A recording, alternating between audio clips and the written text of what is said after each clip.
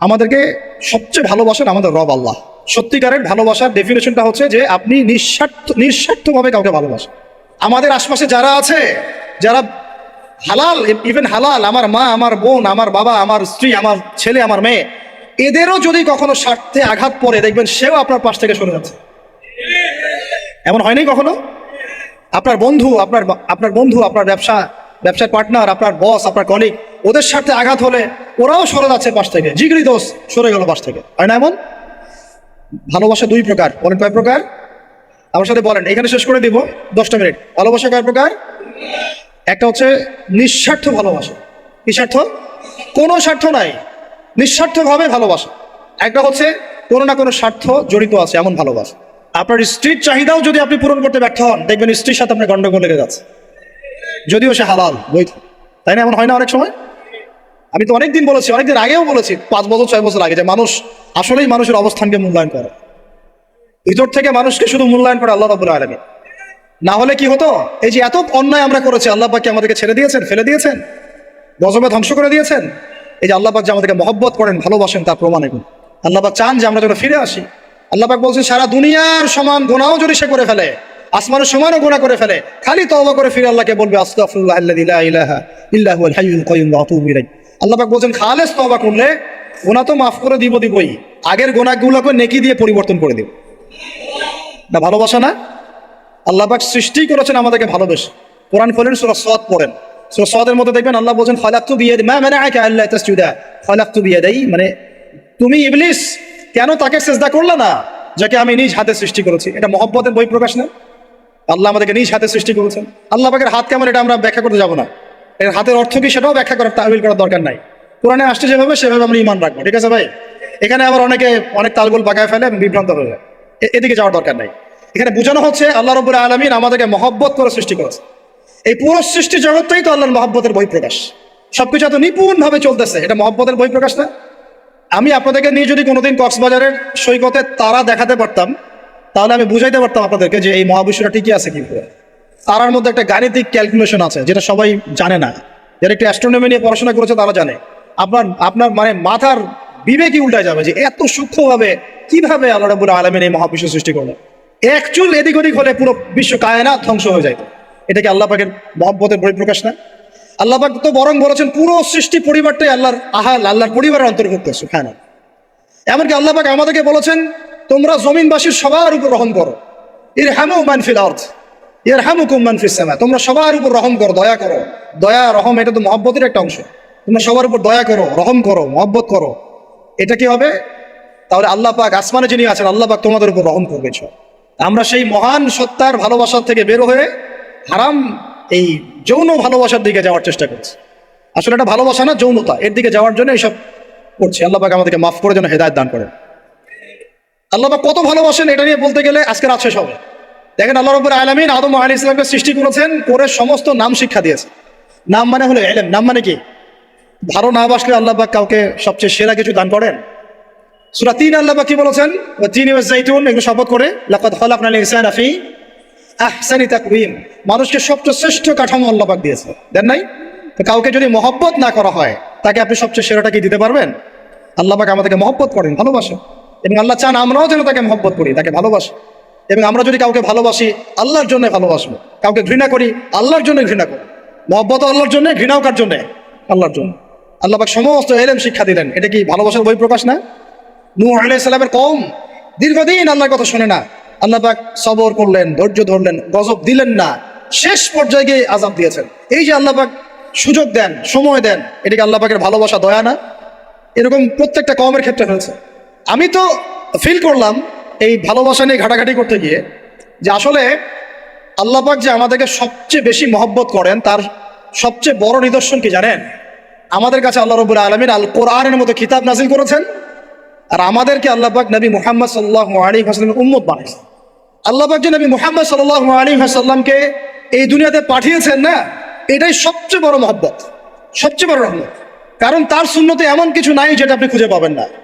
আর তিনি আমাদেরকে যে মহব্বত করতেন, মুহাম্মদ সাল্লাল্লাহু আলাইহি ওয়াসাল্লাম আমাদেরকে যে মহব্বত করতেন, তিনি আমাদেরকে বলতেন যে আমরা তার ভাই। আমরা তার কি ভাই? মানে কি মায়ের পেটের ভাই? এটা বোঝানো হয় নাই। একটা হাদিসে তিনি বলেছেন আমি তো পিতৃতুল্য, তার মানে কি সত্যি সত্যি বাবা সন্তানের সম্পর্ক? রুহানি পিতা। তিনি কি ইমাম নন? তিনি ইমাম, তিনি নেতা, তিনি আমাদের শিক্ষক, তিনি নবী।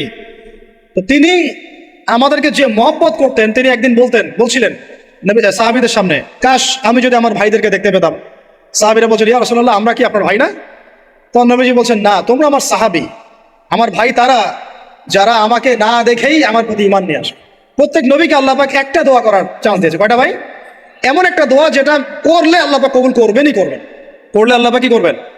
অবশ্যই কবুল করবেন।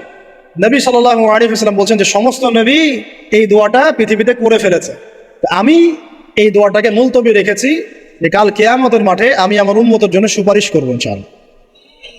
এবং নবী সাল্লাল্লাহু আলাইহি ওয়াসাল্লামের সুপারিশে বহু কবিরা গুনাহগার মুসলমান যারা জাহান্নামের ফয়সালা হয়ে গেছে তাদেরকে আল্লাহ পাক কিছুটা শাস্তি ভোগ করালে হলেও আবার জান্নাতে নিয়ে আসবেন। তিনি আমাদেরকে মহব্বত করেন না?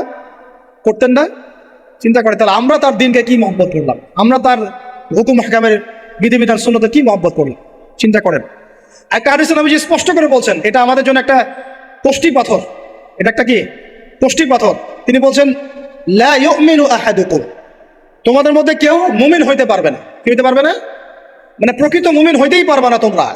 এ আমার উম্মত, তোমাদের মধ্যে কেউ প্রকৃত মুমিন হইতেই পারবে না যতক্ষণ না হাত্তা আকুনা আহাব্বা ইলাইহি মিন ওয়ালিদিহি ওয়ালাদিহি ওয়ান নাসি আজমাইন, যতক্ষণ না আমি মুহাম্মদ সাল্লাল্লাহু আলাইহি ওয়াসাল্লাম তোমাদের কাছে নিজের কি সন্তান, নিজের বাবা মা এবং সমস্ত মানব জাতির থেকে বেশি প্রিয় না হচ্ছে। আর এটা আবার বলি, নবীজি বলছেন কেউ ততক্ষণ পর্যন্ত প্রকৃত মুমিন হতে পারবে না যতক্ষণ না আমি মুহাম্মদ সাল্লাল্লাহু আলাইহি ওয়াসাল্লাম তার কাছে তার সন্তান, তার পিতা, এমনকি সমস্ত মানব জাতি থেকে বেশি প্রিয় না হচ্ছে। আমরা যারা আগামীকালকে এইটার প্রিপারেশন নিয়েছি, আসলে কি আমাদের কাছে নবী প্রিয় বেশি না আমাদের দুনিয়ার স্বার্থ বেশি প্রিয়? যারা এগুলো করবে তাদের কাছে কি সত্যিই নবী প্রিয়? তাহলে তারা করতে পারতো না।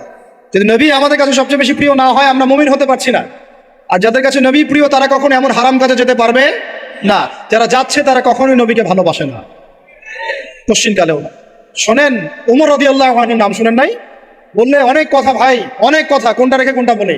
উমর রাদিয়াল্লাহু আনহু একদিন এসে বলছেন, খলিফাতুল মুসলিমিন, মুসলিমদের তিনি খলিফা। জান্নাতের সুসংবাদপ্রাপ্ত 10 জন সাহাবীর একজন। জান্নাতের সার্টিফিকেট পেয়েছেন পৃথিবীতে কয়জন সাহাবী? একটা হাদিসে একসাথে 10 জন। ওই 10 জনের অন্যতম একজন, যিনি এমন শাসন ব্যবস্থা পৃথিবীতে প্রতিষ্ঠা করেছিলেন যার মতো মিসাল এখন পর্যন্ত পৃথিবীতে আর দেখা যায় নাই। একটা হাদিসে আসছে যে রাস্তা দিয়ে ওমর হাঁটে ওই রাস্তা দিয়ে শয়তান হাঁটে না। কি বুঝলেন? শয়তান যদি দেখে ওই যে ওমর, ও আর ওই যাবে না ওই রাস্তা না। এই হচ্ছে ওমর ইবনে খাত্তাব।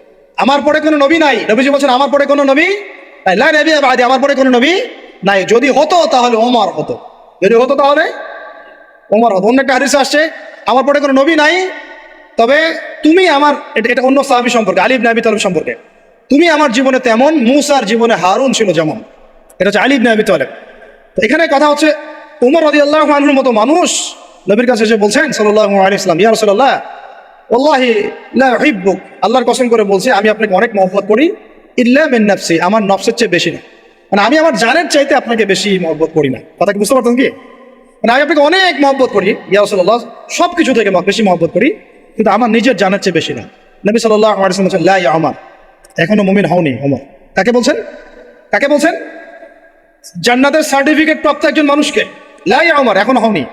তখন নবী সাল্লাল্লাহু আলাইহি ওয়াসাল্লামকে তিনি একটু পরে আবার বলছেন, ইয়া রাসূলুল্লাহ ওয়াল্লাহি আলান, এখন লা হাব্বা ইলাইয়া মিন কুল্লি শাই হাত্তা মিন নাফসি, এখন থেকে আপনি আমার কাছে সবচেয়ে বেশি প্রিয় সবকিছু থেকে, এমনকি আমার নফসের থেকেও বেশি প্রিয়।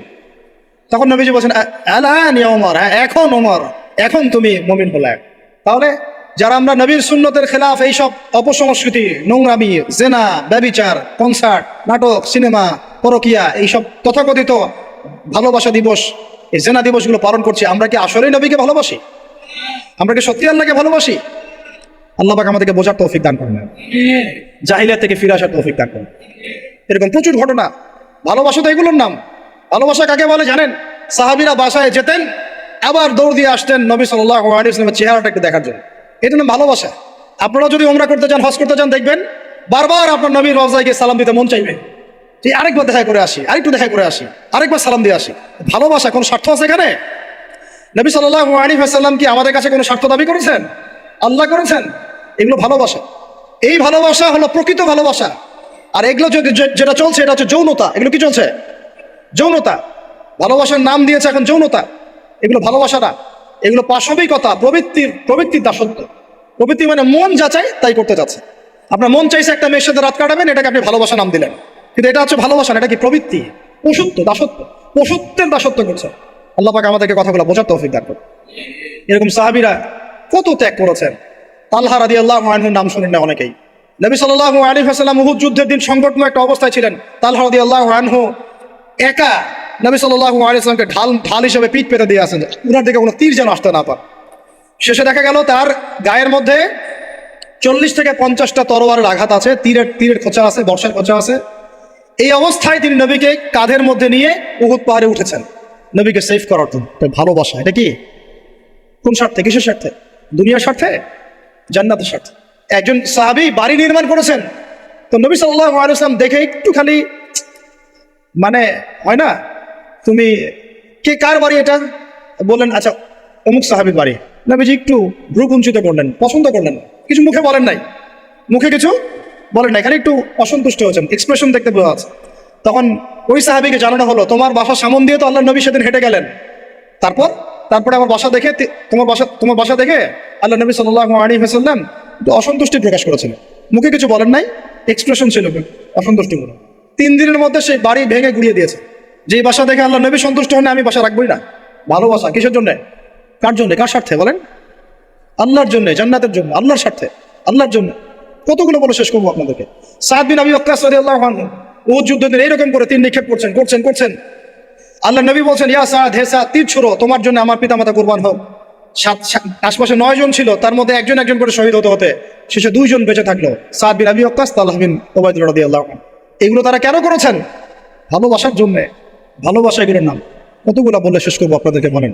নবী সাল্লাল্লাহু আলাইহি ওয়াসাল্লামের কাছে একজন সাহাবী আসেন ইসলাম কবুল করতে এসে হাতের মধ্যে কিছু বালা আংটি থাকে না, এগুলো ছিল, এগুলো খুলে ফেলে দিয়েছেন নবী সাল্লাল্লাহু আলাইহি ওয়াসাল্লাম, খুলে ফেলে দিয়েছে। তো একটা খুব দামি সোনার আংটি ছিল, ফেলে দেওয়ার পরে অনেকে বলছে তুমি তখন মুসলিম হয়েছো, ইসলাম কবুল করেছো, তো আচ্ছা ঠিক আছে, ওইটা না হয় নবীজি পড়তে নিষেধ করেছেন, তুমি ওইটা নিয়ে বিক্রি করে দাও, বিক্রি করে না ওই টাকা দিয়ে অন্য কিছু করো। তুমি বলছেন কখনো না, আমার হাত থেকে আল্লাহ নবী খুলে একটা জিনিস ফেলে দিয়েছেন, আমি সেটা আবার নিতে যাবো? কিসের জন্য এগুলা? এটা ভালোবাসা, মহব্বত। আল্লাহ পাক এটাই কোরআনে বলছেন, আপনি বলে দিন, ইন কুনতুম তুহিব্বুনাল্লাহ, তোমরা যদি আল্লাহকে মহব্বত করেই থাকো, আল্লাহকে সত্যিকার অর্থে ভালোবেসেই থাকো, ভালোবাসা দাবি করেই থাকো, ফাত্তাবিউনি, তাহলে নবীর আনুগত্য করো, ইউহিব্বুকুমুল্লাহ, তখন আল্লাহ তোমাদেরকে ভালোবাসবে, ওয়া ইয়াগফির লাকুম যুনুবাকুম, তোমাদের সব গুনাহ আল্লাহ মাফ করে দিবেন, আল্লাহু গফুরুর রহিম। এই হলো ভালোবাসা। ভালোবাসা মানে কি? ভালোবাসা মানে হচ্ছে আস-সামউ ওয়াত তাআ, আমি নবী আল্লাহ এবং তার রাসূলের কথা শুনবো এবং আনুগত্য করব, শুনবো, এবং এর নাম ভালোবাসা। শুনবো, আনুগত্য করবো, তাহলে আমরা কি শুনবো, কি আনুগত্য করবো? আমাদেরকে প্রথমে কোরআন পড়তে হবে, কোরআনের অনুবাদ জানতে হবে, কোরআন অনুযায়ী জীবন করতে হবে, 5 ওয়াক্ত নামাজ পড়বো ইনশাল্লাহ, হালাল খাবো, যাকাত দিব, রমজানের সওম রাখবো, নবীর সুন্নাহ অনুযায়ী জীবনযাপন করবো, এবং সুন্নাহ বিরোধী, কোরআন বিরোধী, ইসলাম বিরোধী কোনো কাজে আমি লিপ্ত হব। এই তো ভালোবাসা।